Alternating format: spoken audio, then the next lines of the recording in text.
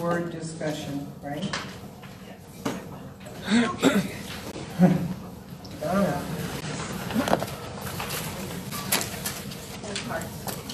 Oh, never mind.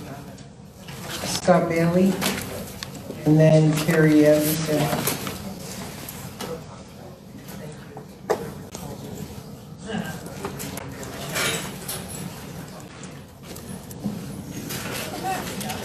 Hi. Carrie, come on.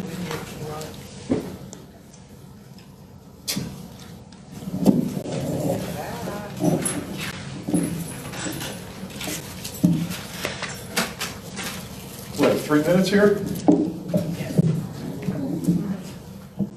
My name is Scott Bailey. I teach English at RBV, and I'm one of the leads for the 8th period team. Carrie Anderson here and I will be reading an extended statement together.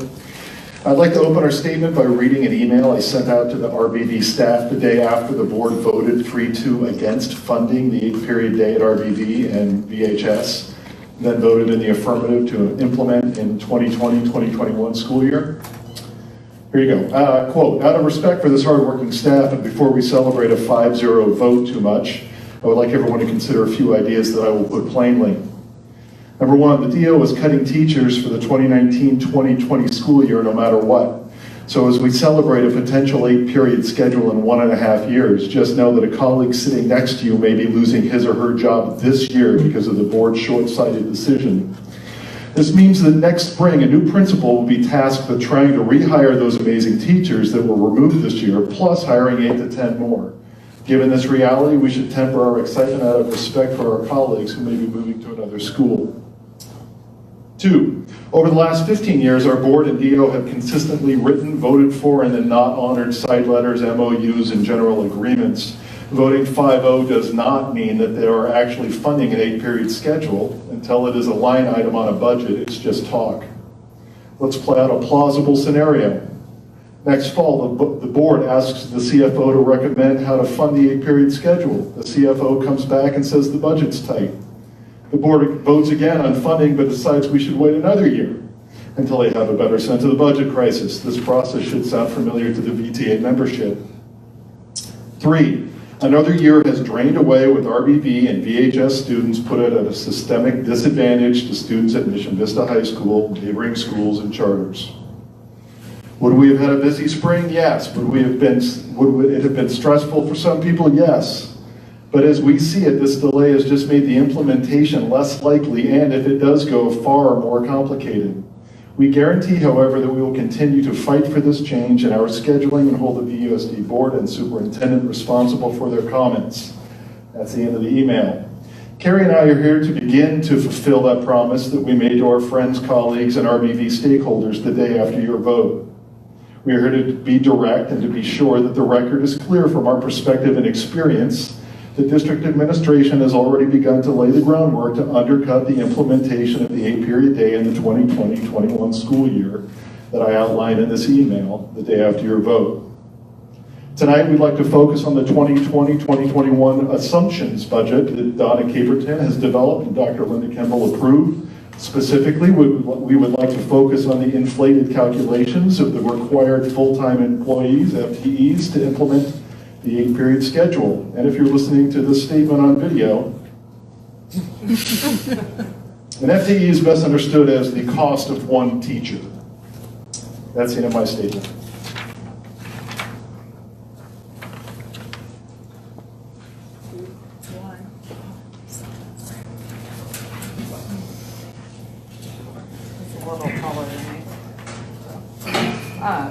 Good evening again.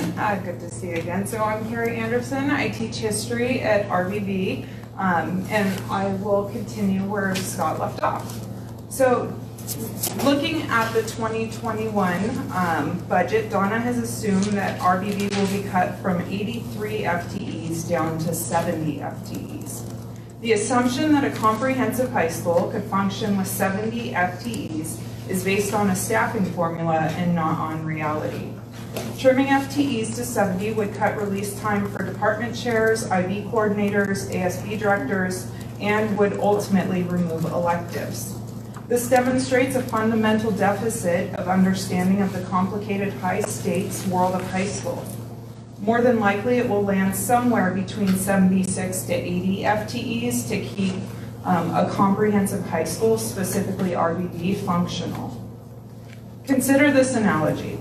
Cutting a high school like RBV down to 70 teachers is like pulling a wheel off your car to save money on tires. Sure, you could load up weight on one side for balance so you can drive, but no one in this room would let their own child ride in it. We will absolutely concede that RBV is slightly overstaffed currently, but absolutely not by 13 FTEs. No professional with a functioning understanding of high school would even suggest such a cut. The original FTE number of 70 for the 1920 school year was preposterously low, and our principal once again had to fight to keep Rancho at a functional level. These deep FTE cuts were also more heavily taken by RBV and VHS. This again demonstrates who and where the district likes to invest their money, Mission Vista.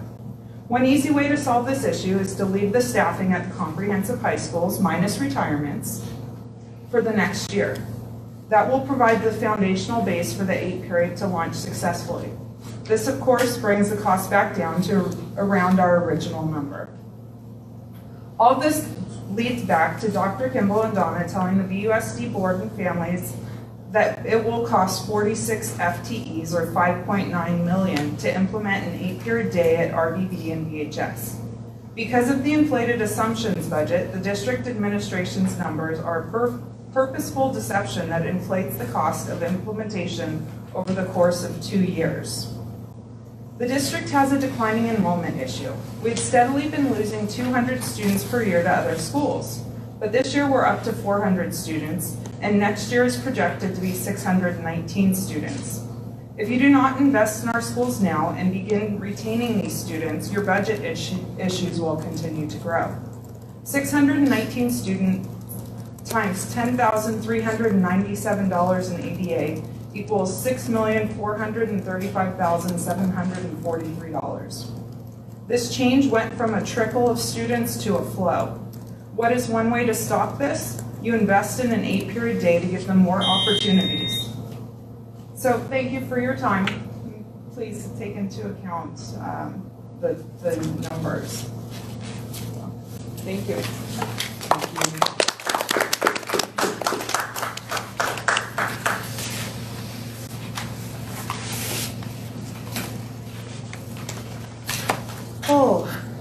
So tonight we're here to talk about the second interim 2018-19 financial report.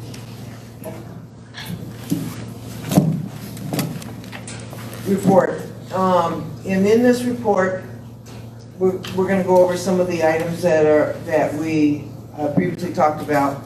This is our projected financial picture as of January 31st, 2019. We're using information from the governor's budget proposal of what is going on. Will that change? Yes, because we know May revise is just around the corner. We use our local control funding calculator to project revenue, which is adjusted for declining enrollment.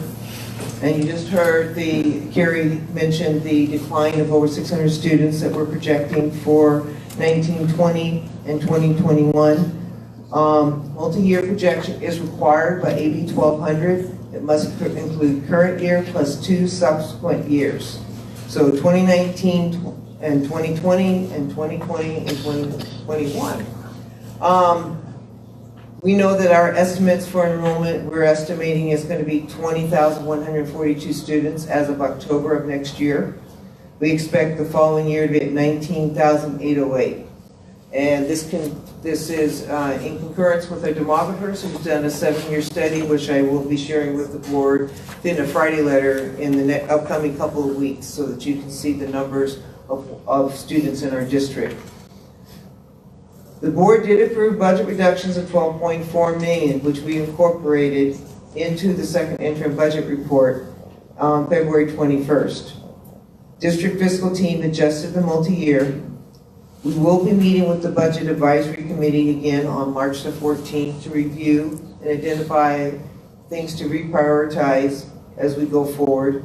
We still need $2.3 million in budget solutions, and that's why there's a resolution attached to this item for you to approve, showing your commitment to make those cuts.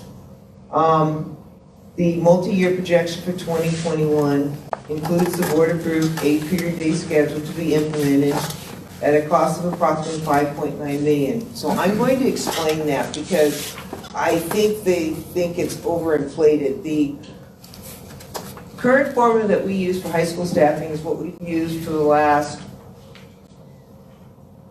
15 years. It has not changed, has not been updated. And it's all based on what the enrollment is in the school. Mission Vista does get an additional allocation because of the magnet designation, which a previous board had approved and has not been changed or adjusted, so it's still in place. If you just take the difference of what the current staffing formula for a standard 6-period day is and come up with the number of teachers that that formula generates, and then you look at what a staffing formula would be for an 8-period day, the difference is the additional teaching positions. Now, it is true that due to PL, each of the high schools had additional staffing that they used for many different reasons. When we came and talked to you about the 8-period day a couple months ago, the differences in those staffing was less than the 5.9. But if you don't have those staff, then what we're looking at is 5.9 for both of the schools for us to add those people, that staff members, to the cost of what it's going to be in 2020. That is what's built in to the budget in 2021.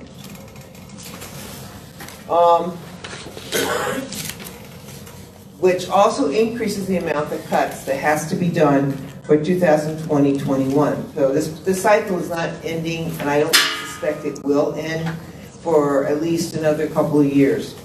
So with that said, our projections for 2018-19 is showing deficit spending of $10.7 million.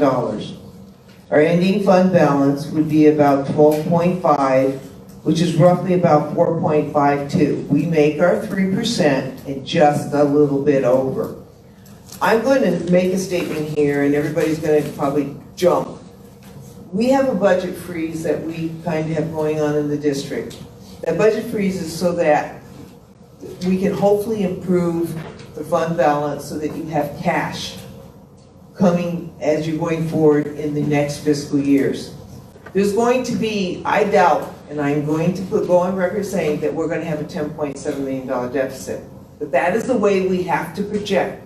That is the way the state and the county expect us to do our financial documents.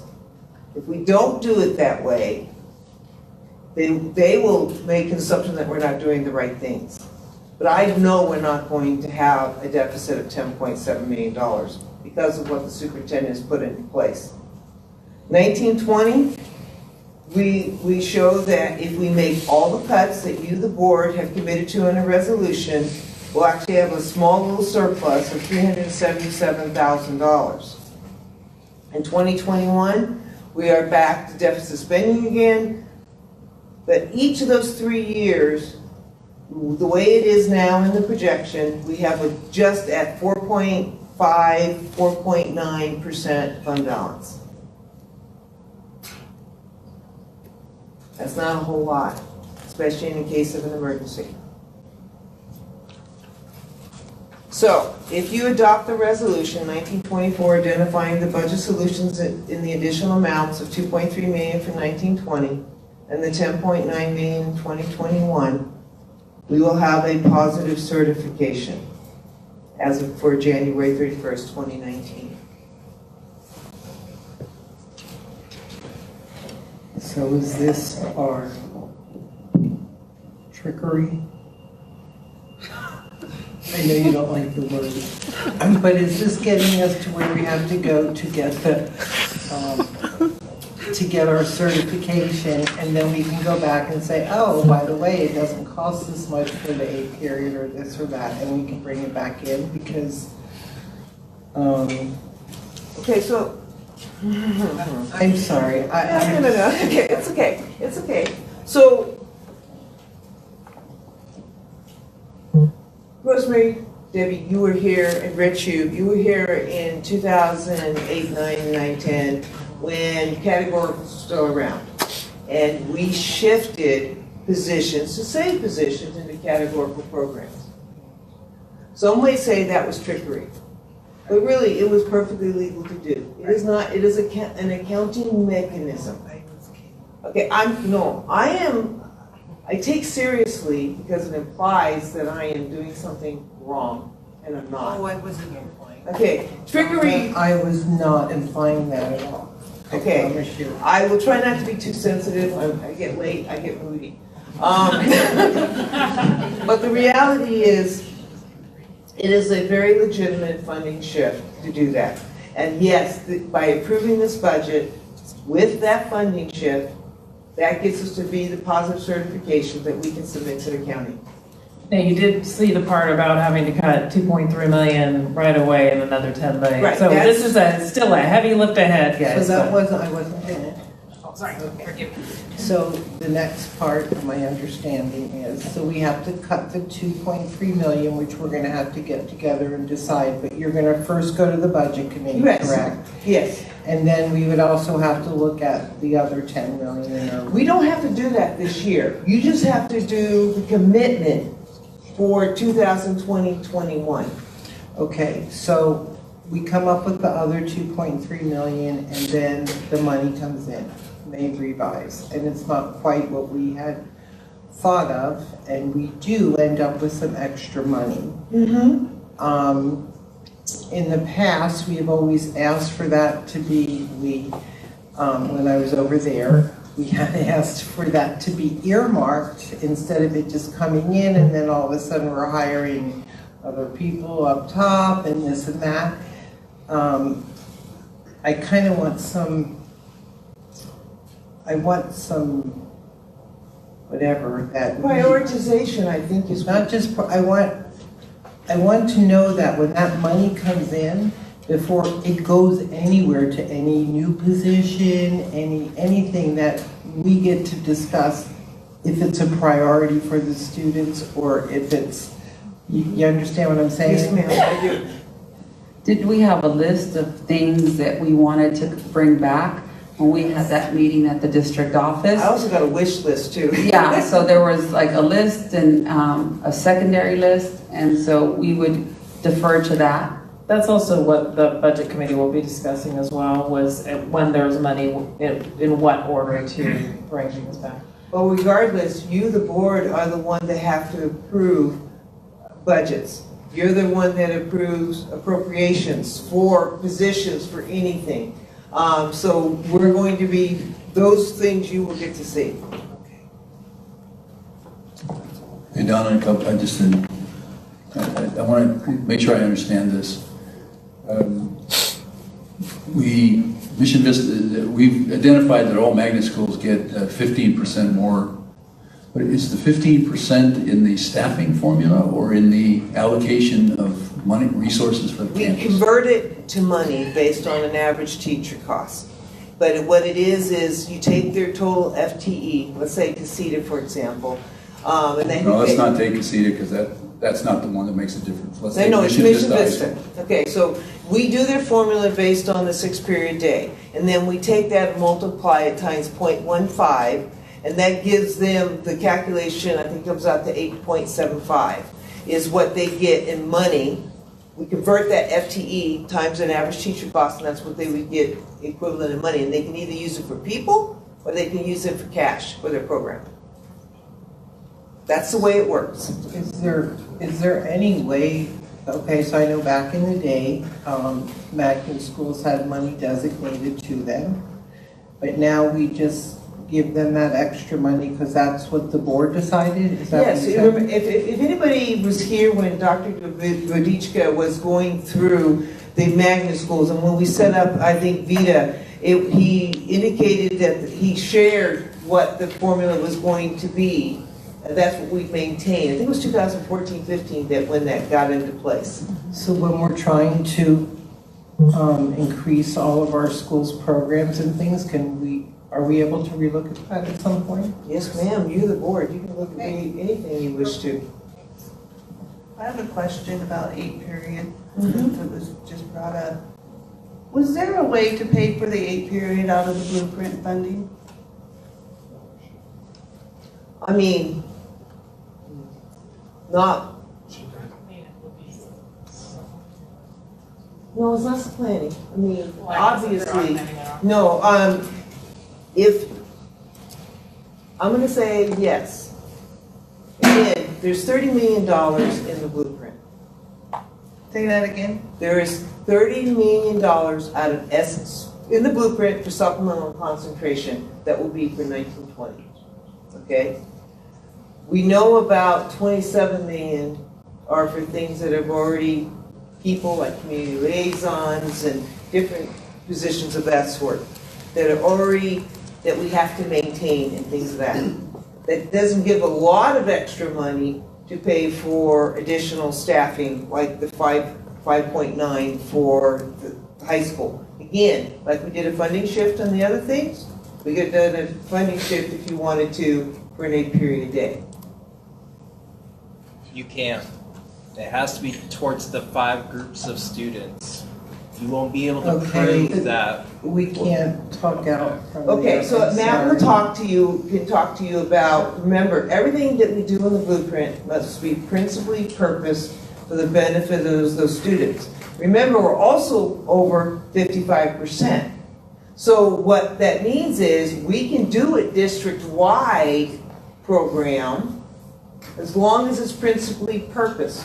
Those words are principally purposed, and those are key in the definition of what we use. So the blueprint money for the 8 period day, principally purposed for that group of kids, is pretty much Vista High and Rancho. A large portion. Yes, I would say so, Right. because they have, if you look at their percentage of free and reduced alone, they're going to be pretty high. But when both pots of monies are essentially spent, the bottom line is the money has to come from one of the pots of money, and so in order to accommodate that, we'll need to make some adjustments, right? So, wherever you take the money, it's still, we It's need a the money. zero-sum and game. We'll just need to make those reductions in order to make it work. And right now, we're missing, if there's anything that has to do with teachers and things of that sort, we're missing that window of opportunity. I remember being at a board meeting and asking, is there any other way to fund this? Are there any other pots of money?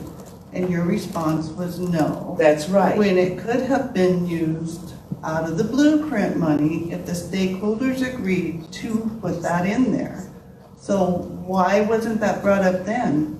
Because honestly, Ms. Morton, I did not think about using blueprint dollars at that point. We hadn't discussed any budget reduction solutions, and I thought everything was committed, and then as we've been evolving in this, other things.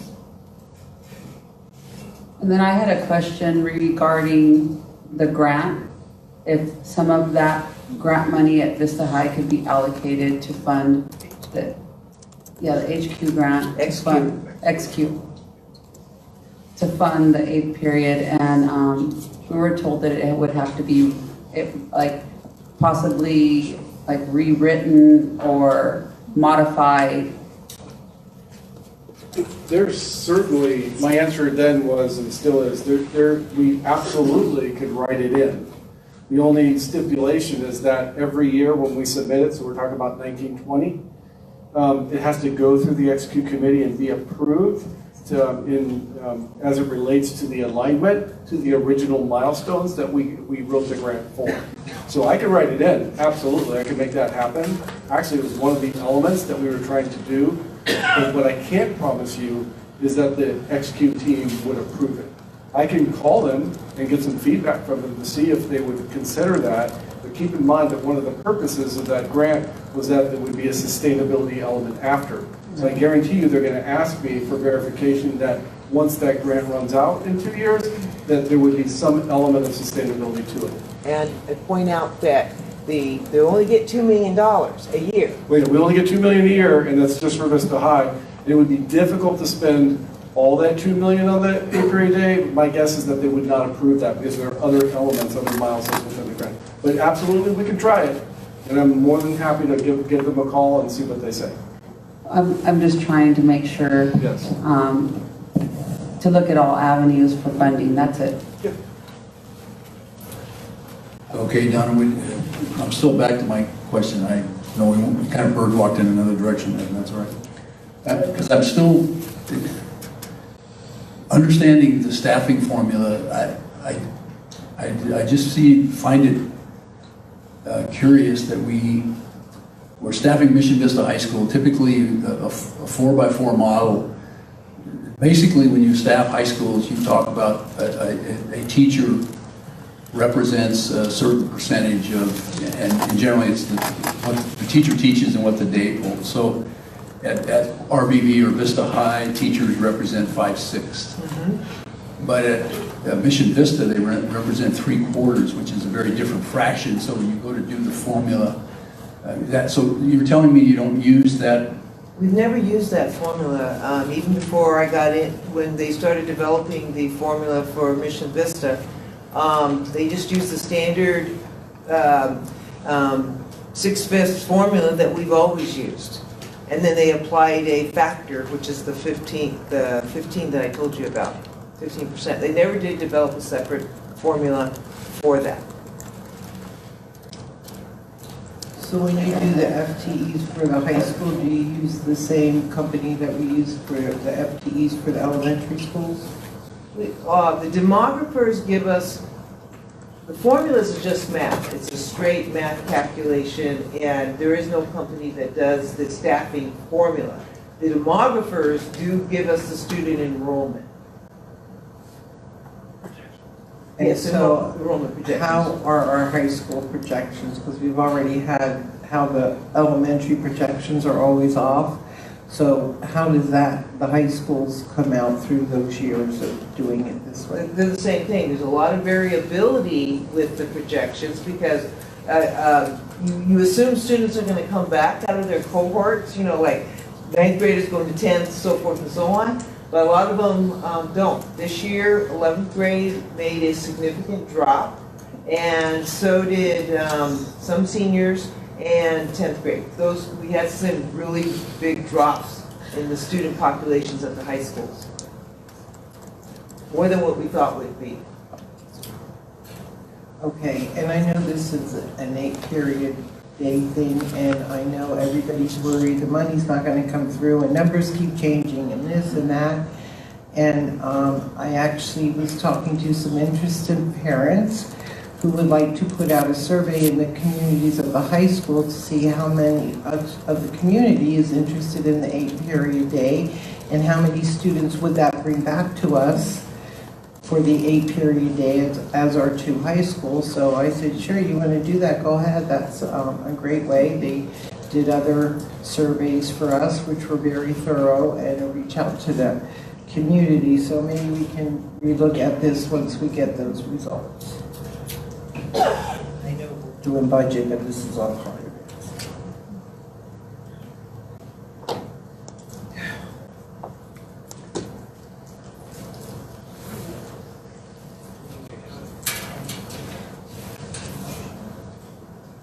Do we have a motion to approve the second interim?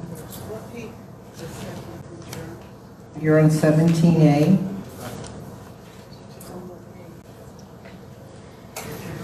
If you're looking for the report, on page 159. If you're looking for the agenda item, it's just on page 35.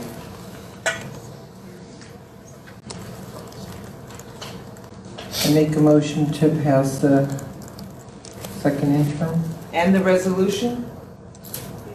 You have to approve the resolution too. Okay, so that $10 million blew me out of the water when I saw the agenda. So I don't know if anybody wants to talk about that. I'll just trust you that we'll do this.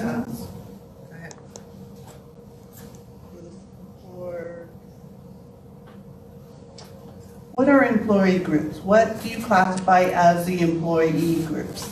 Okay. We have obviously the certificated staff, which is managed and by VTA, Vista Teachers Association. We have CSEA 389, which is all the classified employees. We have our non-representative group. That means none of them have any bargaining units, but it's management, supervisors, and confidentials. Those are the employee groups that we have in the district. Am I right, Elaine? Are the raises figured into the second interim report for all employee groups? Yes, ma'am, they are. What raises are figured in for the assistant soup and management? Just like everybody else, 3.25.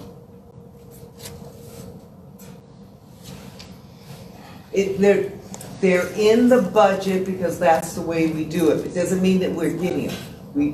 You obviously have not voted, you haven't given them to us. But we put them in there when we built the second interim.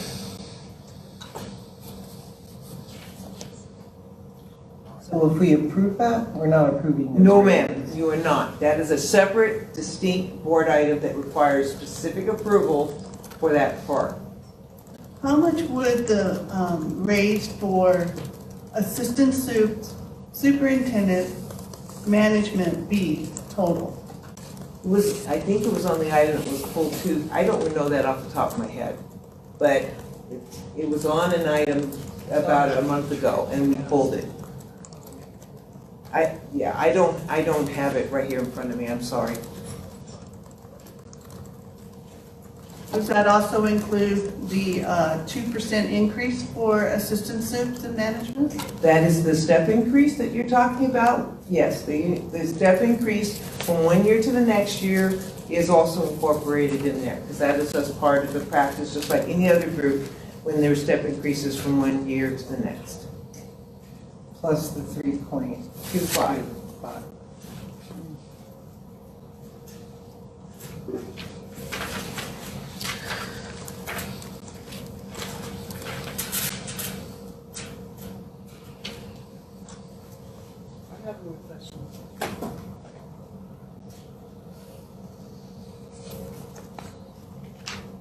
I'm looking on here for, it says certificated supervisors and administrative salaries, and then it says other certificated salaries. Who is this? Oh, those would be like your resource teachers? Is that the 1900 object code?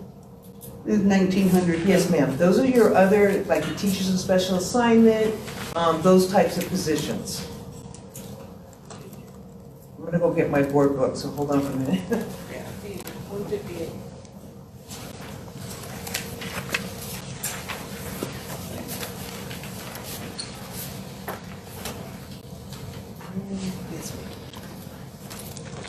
Page 158, Yes, ma'am? and I asked about the other certificated salaries Yes. at a tune of $5 million. Yes, ma'am. Most of it is, yes, and it's split, I don't have it here in front of me, but yes, the $2 to $5 million. Probably a lot of that's going to be restricted out of Title I or some of the other programs, but I can't guarantee that. But that is correct. We have that many teachers on special assignment and other types of things in the 1900s, but most of it is teachers on special assignments. So where is the classified, or where is the management and assistant soup? Are they grouped in with the certificated salaries? I am not. I am under myself because I'm a classified employee. Along with the supervisors, administrators, I'm in the 2300 under classified salaries. The certificated supervisors, administrative salaries would be all your principals, your assistant principals, the assistant soups of innovation, educational excellence, and the human relations and the superintendent would all be in the certificated supervisors and administrative salaries. Okay, so then the one underneath it, 2,900, who is that? Who does that include? 2,900 is your noon duties, your campus assistants, your AM, PM supervisor, and manager. Okay, then, on the same page at the very bottom, professional consulting services, can we cut that some more, or no? We're working on the cuts right now. We're trying to make sure that we're not getting rid of anything that's essential for kids, like for a software program, which would be a 5800 object code, which would be in this area. We're looking at all the communications.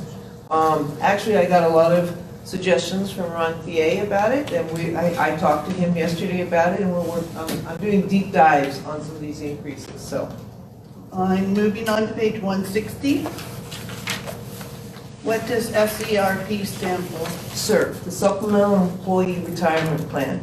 And that is for the early retirement? Yes, ma'am. So I noticed on here that there's a step, a 1.78% for BTA. I'm assuming that's the step and column. That's not column, it's just step. Just the step. Because the And column then- increase is 400,000. And then 0.52% for management. So is that part of the 2%? Yes, ma'am, that would be included as part of the two, because you take the average of what people have.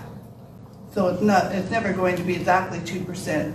Yeah, 'cause some people don't step because of, they get to a certain point, if you're on a classified schedule, for directors, I think they have 25 steps in their salary schedule. You get to 10, you pause until you get to 15, and then you pause and get to 20. And that happens the same on the certificate side of the house too. Do you have offhand the total number of dollars that is being removed from the blueprint?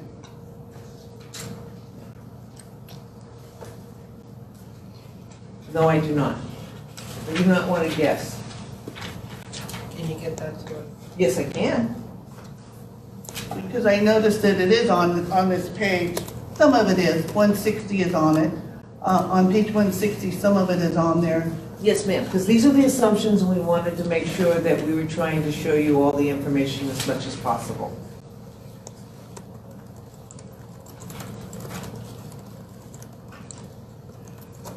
And then I'm moving on to page 162. It's about the 46 FTEs it's going to take for 8 period. I remember sitting at the board meeting over at the Civic Center, and Chuck was going back and forth with you saying, I'm pretty sure I have these right numbers. I think I have it understood. Donna and I talked about it for several hours, and I'm sure Donna will correct me if I'm wrong. And I did not. And you did not, you didn't say anything, and then a few months later, or not even that long, about a month later, the FTEs rose again, and then that amount went from right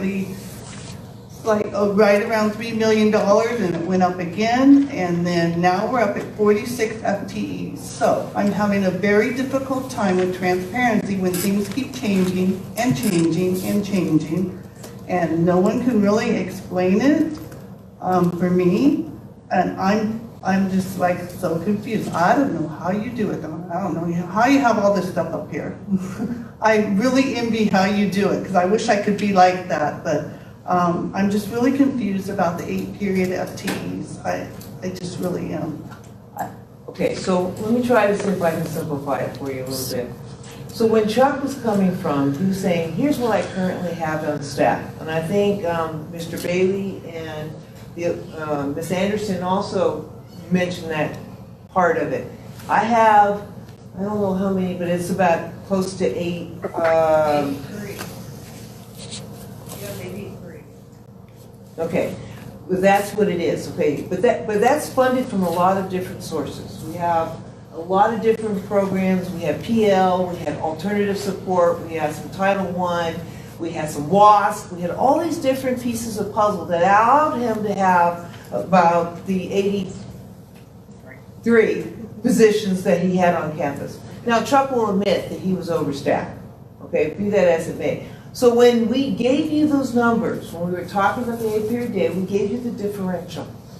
Because, okay, if you moved on it, it was going to be the additional cost for those positions is what it would have cost for the upcoming year. And I have that information, and that's what Chuck shared. And we both went and did the same formula, and he agreed with my numbers. Now, if those additional costs aren't there, because we're into a new fiscal year, 1920, we do the formula, you've got to start from ground zero again. And that's where the 46 come into play, because it's We're reducing the overtime. overstaffing. Right, exactly. We reduce the overstaffing, we right the ship, so to speak, and then what would it take in 2021 to get it back there? So what are the high schools giving up if you're reducing the overstaffing? Because I know high school, you probably need those staff members there. We leave that to the principal. He looks and see, okay, where do I have maybe really small class sizes? Maybe, they look to see what's not being offered. Rich could probably give you more information, because sometimes you have to make a determination. I think he made a comment about a foreign language subject where if you only have enough kids to fill 3 classes, you're not going to offer for 5, because you're not going to have any kids in those other 2 classes. So you have to look at what the offerings are and how many kids you're going to have in there. Would it be great to be able to fully staff it for 5 kids? Great, but we can't sustain that as a possible resource using our existing budget. Yeah, the staffing challenge at a high school is that, for example, the state requires 4 years of English. So the most number of teachers a high school have are English teachers, because we have to offer every youngster has to take English the whole time. And then it kind of diminishes from there depending on what the subject area is. So the biggest challenge is to make sure you have the appropriate number of teachers in each subject area so you can have the offerings for the students that need to take the classes, particularly required classes. And then the elective classes become another part of that. So the staffing ratio is one in which, you typically take the master schedule, and regardless of 6 periods or 8 periods, you build it with some additional sections, and a section is a class. And you build those in until about this time of the year, the high school should be plugging in the existing kids who've made course requests to try to figure out how they're going to build the schedule. And so from that, they can then determine the staffing needs. One of the challenges at high school is if you take a teacher and they're the department chair and you give them a release period, they only teach 4 classes instead of 5, all of a sudden your staffing numbers change in that department. And so it's a real complicated piece to put it all together. The bigger issue for the 8-period day versus 6 is it just requires more teachers because you're going to offer more classes. I mean, it's kind of that simple. And so the amount of the difference is how robust is the program going to be, how many electives are going to be added, that kind of thing. So, that's a part of it. I mean, I've been saying this for the entire time I've been on the board, that we needed to equalize the opportunities between the 3 high schools. That we had one with 6, with 8 offerings, and we had the other 2 with 6. And so in doing that, we just have to recognize that even if we had just, as a board, just converted RBV and Vista High to say, hey, they're just going to be 4x4s and we're going to go on about our business, it would have cost more money. I mean, it automatically does, because we need more teachers to staff that kind of a model. So, in getting to this, I mean, we're kind of caught here, I think, a little bit in the biggest challenge we're faced with is years 2 and 3, because you're required to budget for those and you haven't got a clue what you're going to have, and we got this carryover of facing $10 million next year as a budgetary problem, and that's I mean, you guys think it's been tough this year, wait till next year. The low-hanging fruit is pretty much gone, and I do like Mrs. Smithfield's suggestion from previous that we need to start earlier. So, while I won't be here, it would be very advantageous to start in September when everybody comes back after the first year. I know nobody wants to hear that at the start of a new school year, but the discussions have to be very robust in going, because you really should have it for your new CBO, the first interim, so that you're not looking at a qualified budget. You have to take positive action, but you got to start in September with those discussions. And we also start having to work on the blueprint and the LCAP at the same time.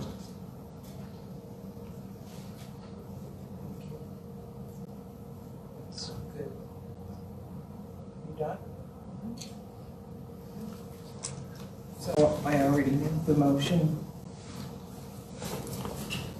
I have to add the resolution to the motion now, so also to approve the first interim and the resolution.